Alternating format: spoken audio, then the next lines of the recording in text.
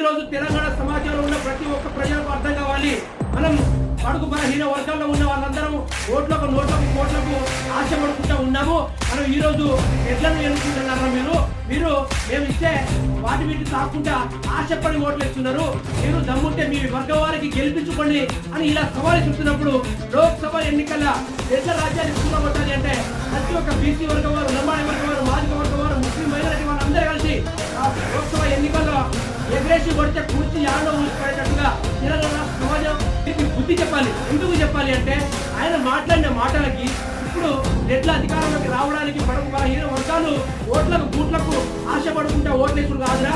మీకు దమ్ముంటే చేవళ్లలో ఉన్న బీసీ అభ్యర్థిని ఎంపీ అభ్యర్థిని గెలిపించి చూపెట్టడని ఆయన వివాదాస్పద మాట్లాడుతున్నారు. కానీ ఇక పౌరుషం ఉన్న మన మనిషి అనేది చెవెళ్లలో కానీ తెలంగాణ రాష్ట్రంలో కానీ ఆయన వీరికి పూర్తి స్థాయిలో